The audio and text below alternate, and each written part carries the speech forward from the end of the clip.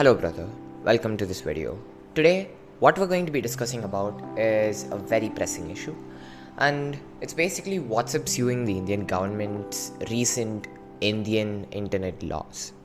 Before I tell you what side I'm on and all of these things that will invoke quite a controversy, I'm first going to read you the acts.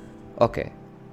In April 2023, new regulations were enacted that will require online intermediaries to censor and remove content that is deemed to be false or misleading by a body appointed by the Ministry of Electronics and Information Technology.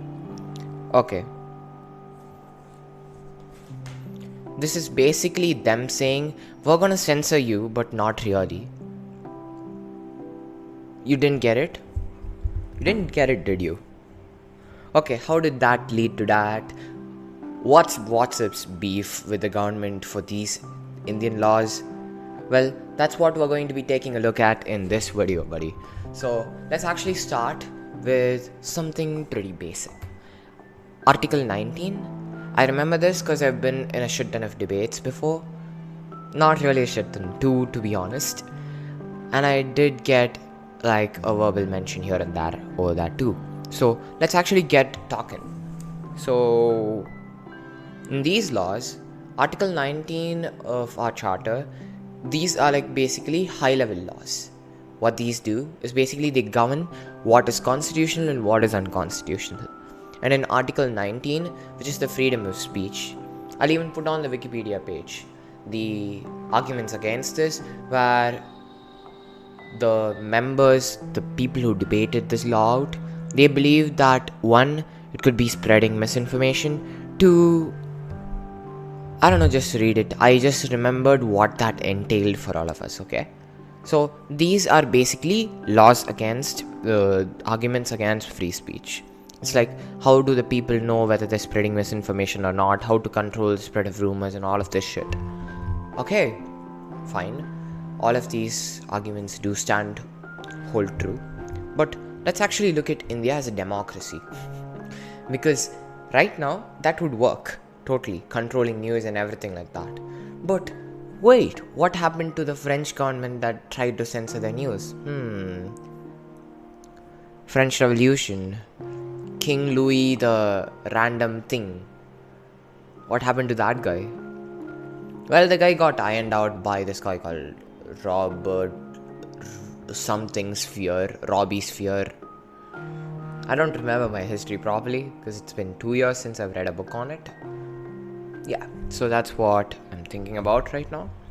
And I'm gonna show you something else as well. Now we'll actually come to the beef WhatsApp has with these people.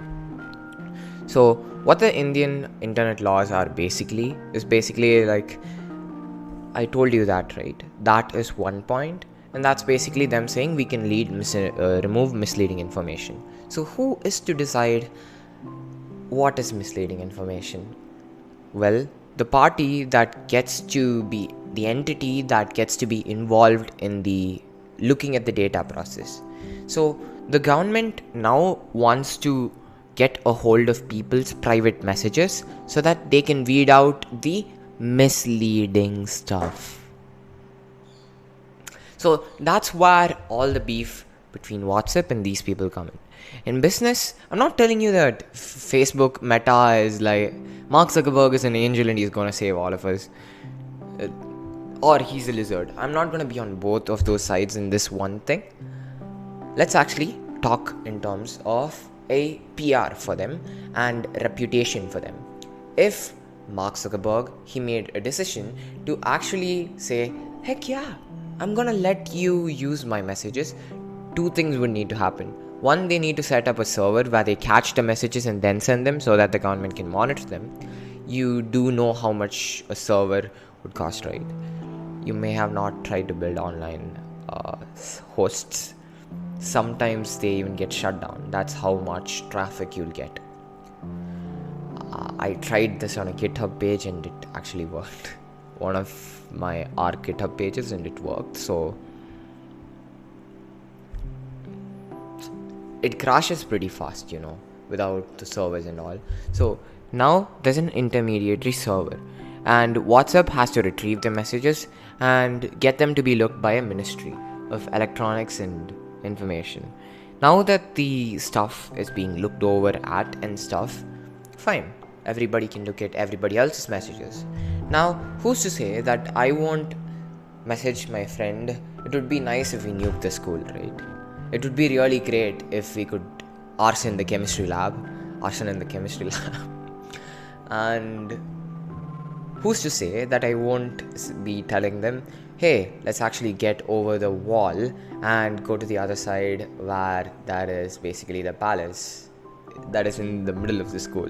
So I could be telling you that a thing if you were a friend of mine, and WhatsApp would be looking at it. He's gonna steal from the the ministry will be looking at it, and it'll be like, wait, this kid is gonna steal. Wait, this kid is gonna try and nuke the school. Wait, this kid is gonna do this. So there's a probability of that. And two, if it has to come down to this level where you have to look at your country's people and essentially censor them, you do have no level of trust over your own citizens. That will be the state of an Indian government. And how does democracy function? On a state of trust. No, on the promise of trust.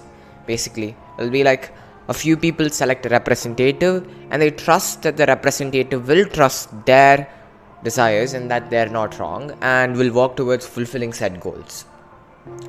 Now it's going in the exact opposite direction.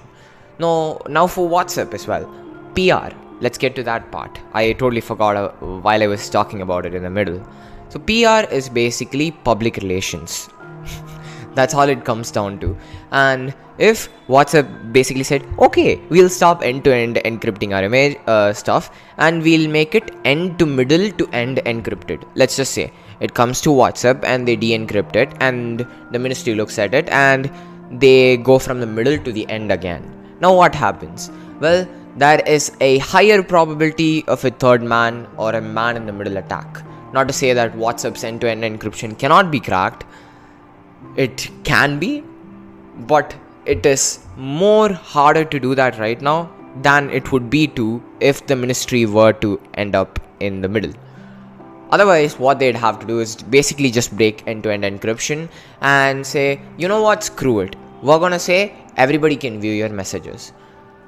Wouldn't that be like if the mail service took out every single letter and checked them for bomb threats and then they sent the letter to somebody else? Isn't that very screwed up to even think about? And yes, so for Facebook, or no, let me just say Mark Uncle. So I don't think he's that old, so 30s basically. Mark Uncle, yeah, that would be right for me. So if Mark Uncle essentially decides to join hands with the government, what would happen on the other side is basically this. When he's in the US and in all of those press meets, they'll be like, hey, didn't you open up your end-to-end encryption in India? Why can't you do that here? So yeah, that's the press's voice.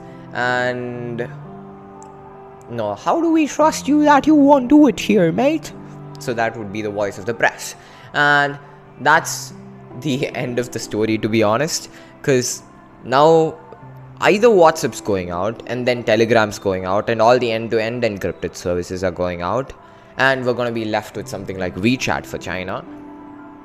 That would essentially be a very chaotic state then. It'll be like this. If the government keeps doing this and more internet laws are on the way, let's just say, then let me just say I want to give a bad review on a said company from India and the government doesn't want me to do that. So technically I'll be censored too. And that would be very, very bad. And that would, one, mean slowly switching over to a dictatorship.